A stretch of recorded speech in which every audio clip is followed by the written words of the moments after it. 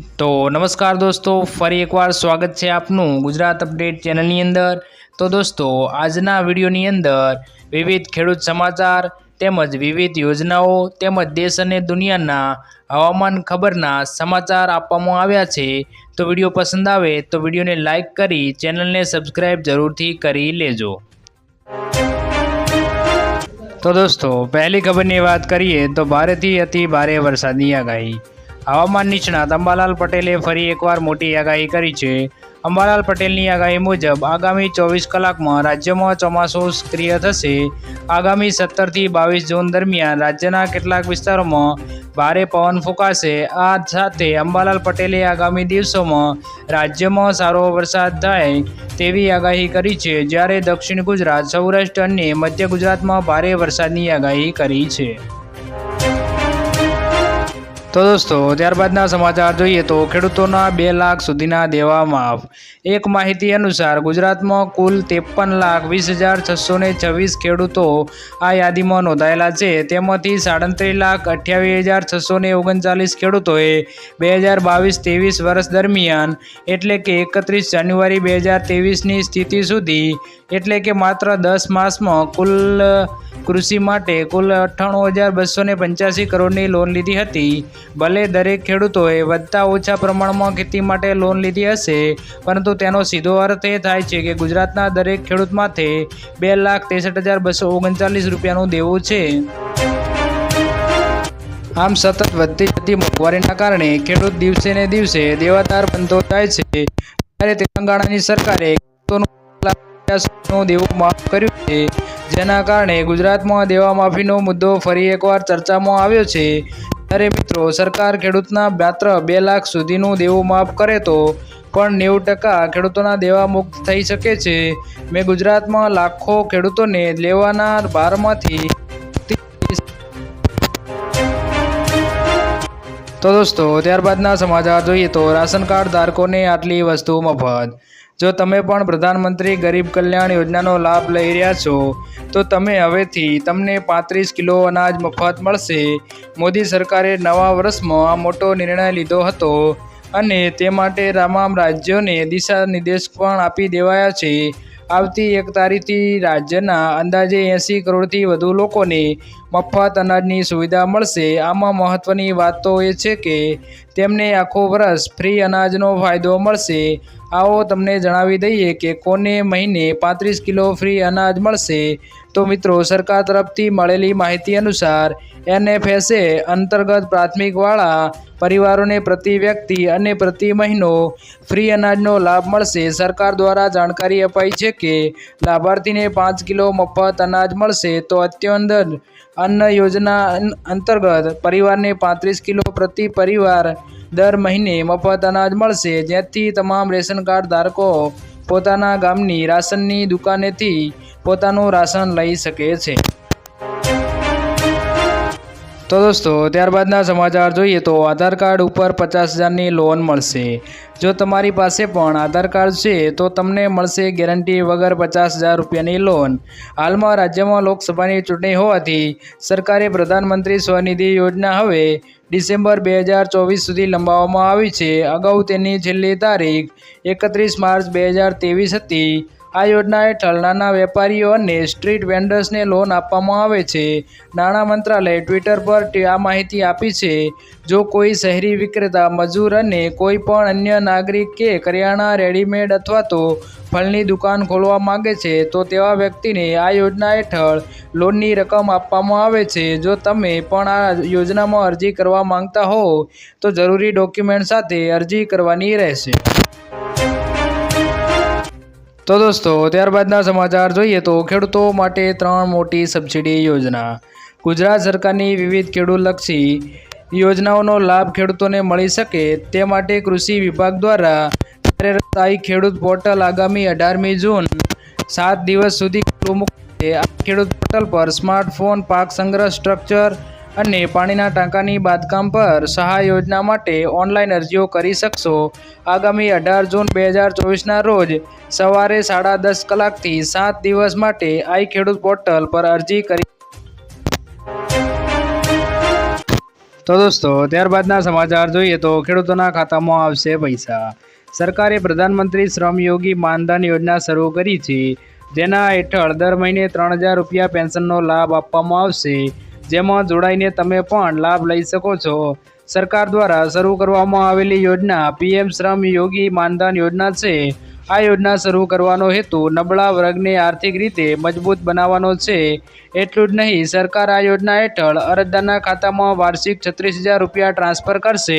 આ યોજના દ્વારા કર્મધારીઓને 60 વર્ષની ઉંમર પછી દર મહિને 3,000 રૂપિયાના પેન્શનની સુવિધા મળે છે. આ યોજનાનો લાભ લેવા માટે તમારે દર મહિને થોડી રકમનું રોકાણ કરવું પડશે. આ રકમ 55 થી 200 રૂપિયાની વચ્ચે હશે. આ પછી તેમને દર મહિને 3,000 પેન્શનની સુવિધા મળશે. એટલે કે આખા વર્ષમાં ટોટલ 36,000 રૂપિયાની સહાય આપવામાં આવશે. જેથી જે ખેડૂતો આ યોજનાનો લાભ લેવા માંગતા હોય તે આઈ ખેડૂત પોર્ટલ પર જઈને અરજી કરી શકે છે. તો દોસ્તો ત્યારબાદના સમાચાર જોઈએ તો પાક નુકસાન સહાય જાહેર. રાજ્યના ખેડૂતો માટે સૌથી મોટા સમાચાર સામે આવ્યા છે. કમોસમી વરસાદની નુકસાનની સર્વે સંપૂર્ણ થયો છે.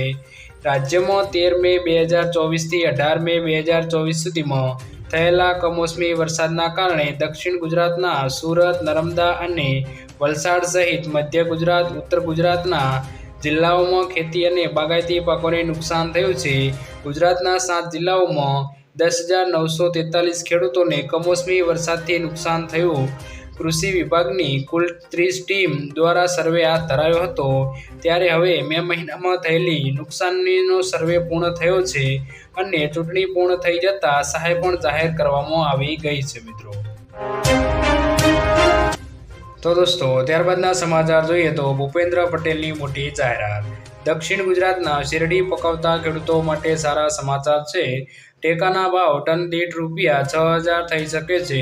આ માટે રાજ્યના મુખ્યમંત્રી ભૂપેન્દ્રભાઈ પટેલ દ્વારા કેન્દ્ર સરકારને ભલામણ મોકલવામાં આવી છે. હાલ શેરડીના ટન દીઠ ટેકાના ભાવ 3,400 રૂપિયા છે. દક્ષિણ ગુજરાતમાં 5 લાખ ખેડૂતોને 4 લાખ એકરમાં શેરડીની ખેતી કરે છે. ખાંડની લઘુત્તમ કિંમત પ્રતિ કિલો 31 થી વધારી 45 કરવા ખેડૂતોની માંગ છે. ખાંડની કિંમત વધે તો 6,000 રૂપિયા પોષણક્ષમ ભાવ મળી આપી શકે છે. તો દોસ્તો ત્યારબાદના સમાચાર જોઈએ તો ટેલિકોમનો નવો નિર્ણય. ફ્રોડ કોલ્સ અને છેતરપિંડીની કોલને ઓળખવા માટે ટેલિકોમ વિભાગે સરકાર, નિયમનકારો અને નાણાકીય સંસ્થાઓ દ્વારા સેવા અને વ્યવહાર સંબંધિત કોલ માટે 160 થી શરૂ થતી સમર્પિત 10 આંકડાની નંબર કિંગ શ્રેણી ફાળવી છે. આ 10 અંકના નંબરો 160 થી શરૂ થશે. 160 પછી કોઈપણ અંક હોઈ શકે છે. ફોર્મેટમાં જારી કરવામાં આવશે. લોકો કોલિંગ સંસ્થાઓ તેમજ ટેલિકોમ ઓપરેટર અને કોલ ક્યાંથી આવ્યો છે તે વિશેની માહિતી મેળવી શકશે. તો દોસ્તો ત્યારબાદના સમાચાર જોઈએ તો રિક્ષા ખરીદવા 48,000 રૂપિયાની સુધીની સહાય. મિત્રો હવે તમને 48,000 રૂપિયાની સહાય સરકાર દ્વારા ચૂકવવામાં આવે છે. જે મિત્રો રિક્ષા ખરીદવા માંગતા હોય એમના માટે સૌથી મોટી જાહેરાત કરવામાં આવી છે. પરંતુ આ રિક્ષા મિત્રો ઇલેક્ટ્રિક રિક્ષા છે. જો લોકોને ઇલેક્ટ્રિક રિક્ષા ખરીદવી હોય એમના માટે મોટી જાહેરાત કહી શકાય. તો ગુજરાત રાજ્ય દ્વારા પેટ્રોલ અને પર્યાવરણના પ્રદૂષણને બચાવવા માટે ઇલેક્ટ્રિક વાહનોને પ્રોત્સાહન મળે એ માટે મિત્રો આ નવી જાહેરાત કરવામાં આવી છે. જેની અંદર જે મિત્રો ઇલેક્ટ્રિક રિક્ષા ખરીદવી હોય તે 48,000 રૂપિયાની સુવિધા આપવામાં આવશે. આ યોજનાની અંદર કોને કોને લાભ મળશે એની વાત કરી દઈએ તો રિક્ષા ચાલક, મહિલા જે સાહસિક વર્ગોએ, મહિલાઓને, યુવા વર્ગ જે સ્ટાર્ટઅપ કરવા માંગતા હોય, યુવા વર્ગને હોય અને અનુસૂચિત જાતિ અને અનુસૂચિત જનજાતિના લોકોને અને જે લોકો આર્થિક રીતે પછાત છે એવા લોકોને પણ આ યોજનાનો લાભ મળશે. તો હવે મિત્રો રિક્ષા ખરીદવા માટે 48,000 રૂપિયાની સહાય ગુજરાત સરકાર દ્વારા આપવામાં આવી રહી છે. તો દોસ્તો ત્યારબાદના સમાચાર જોઈએ તો ખેડૂતોને સસ્તા ભાવે મળશે ખાતર. ખેડૂતો માટે સારા સમાચાર સામે આવ્યા છે. તમને પહેલાંની જેમ સબસિડી પર ખાતર મળતું રહેશે. હાલમાં કેન્દ્ર સરકાર પાસે ખાતર પરની સબસિડી ઘટાડવાનો કોઈ પ્રસ્તાવ નથી. કેમિકલ અને ફર્ટિલાઇઝર રાજ્યમંત્રી ભગવંત ખુબાએ સંસદ ભવનમાં એક પ્રશ્નનો જવાબ આપતા કહ્યું છે કે તેમની સરકાર દેશના પીકે ખાતરો પરની સબસિડી ઘટાડવાની કોઈ યોજના નથી. દેશમાં ખાતરની માંગને પહોંચી વળવા કેન્દ્ર સરકાર વિદેશમાંથી ખાતરની આયાત કરે છે. યુરિયા પર સરકાર 70% સબસિડી આપે છે. આ જ કારણ છે ખેડૂતો યુરિયાની એક બોરી 266 રૂપિયામાં ખરીદે છે. જો સરકાર સબસિડી હટાવે તો ખેડૂતોને યુરિયાની એક થેલી 2450 રૂપિયામાં ખર્ચવી પડે છે. મિત્રો તો દોસ્તો ત્યારબાદના સમાચાર જોઈએ તો ધંધો કરવા માટે સરકાર આપશે 50,000ની લોન. પ્રધાનમંત્રી સ્વનિધિ યોજના હવે ડિસેમ્બર 2024 સુધી લંબાવવામાં આવી છે. અગાઉ તેની છેલ્લી તારીખ 31 માર્ચ 2023 હતી.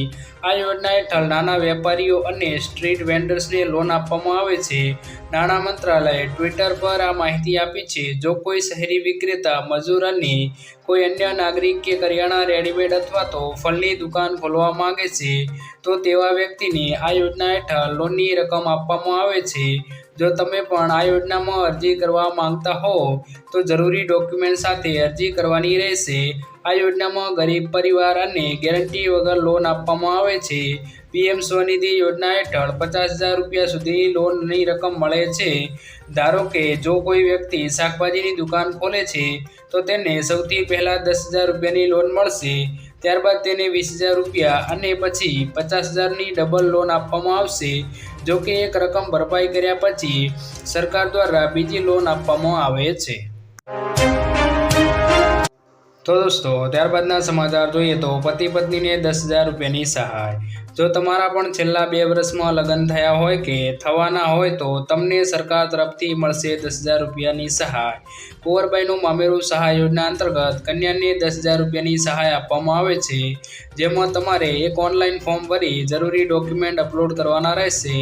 જેમાં કન્યાનું આધાર કાર્ડ, કન્યાના પિતાના વાર્ષિક આવકનો દાખલો, લગ્નનું પ્રમાણપત્ર, સ્વઘોષણાપત્ર અને કન્યાના બેંક ખાતાના પાસબુકની નકલ વગેરે ડોક્યુમેન્ટ અપલોડ કરાવીને સબમિટ કરવાનું રહેશે. જ્યારે થોડાક સમય બાદ તમે કરેલી અરજી જ્યારે અપ્રુવલ થશે ત્યારે તમે આપેલ એકાઉન્ટ નંબર ઉપર 10,000 રૂપિયા જમા કરવામાં આવશે. તો દોસ્તો ત્યારબાદના સમાચાર જોઈએ તો પશુપાલકોને મળશે 10 લાખ રૂપિયાની લોન. જો તમારી પાસે 5થી વધારે પશુ છે તો તમે આ પશુપાલન લોન યોજના 2023નો લાભ લઈ શકો છો. આ યોજના હેઠળ ગુજરાતના કેટલાક ઉમેદવારો સરકાર દ્વારા 10 લાખ રૂપિયા સુધીની લોન આપવામાં આવશે. આ લોનની રકમ સીધી અરજદારોના બેંકના ખાતામાં મોકલવામાં આવશે. તમે આ રકમનો ઉપયોગ તમારો પોતાનો પશુપાલન વ્યવસાય શરૂ કરવા માટે કરી શકો છો. તમામ વર્ગના લોકોને આ પશુપાલન યોજના માટે અરજી કરી શકે છે અને તેનો લાભ માત્ર એવા લોકોને જ આપવામાં આવશે જેમની પાસે 5થી વધુ પશુઓ ઉપલબ્ધ છે. આ યોજના દ્વારા લોકોને પશુપાલન શરૂ કરવા માટે 10 લાખ રૂપિયા સુધીની લોન બેંક દ્વારા 5%ના વ્યાજે આપવામાં આવે છે. તો દોસ્તો ત્યારબાદના સમાચાર જોઈએ તો રાહુલ ગાંધી રાજીનામું આપશે. કોંગ્રેસના રાષ્ટ્રીય અધ્યક્ષ મલ્લિકાર્જુન ખડગેએ સોમવારે જાહેરાત કરી હતી કે રાહુલ ગાંધી રાયબરેલીમાંથી જ સાંસદ રહેશે અને વાયનાડ બેઠક છોડી દેશે. વાયનાડ બેઠક પરથી તેમના બહેન પ્રિયંકા ગાંધી પેટા ચૂંટણી લડશે. નોંધનીય છે કે લોકસભાની ચૂંટણી રાહુલ ગાંધીએ 2 બેઠકો પરથી ચૂંટણી લડી હતી અને બંને પર તેમનો વિજય થયો હતો. જો કે નિયમ પ્રમાણે એક નેતા એક જ બેઠક પરથી સાંસદ રહી શકે છે. તો દોસ્તો આજના વિડીયોમાં આટલું જ. જો વિડીયો પસંદ આવ્યો હોય તો વિડીયોને લાઈક કરી દેજો અને વિવિધ ખેડૂત સમાચાર, વિવિધ હવામાન ખબર તેમજ દેશ અને દુનિયાના સમાચાર માટે આપણી આ ચેનલ ગુજરાત અપડેટને સબસ્ક્રાઈબ જરૂરથી કરી લેજો.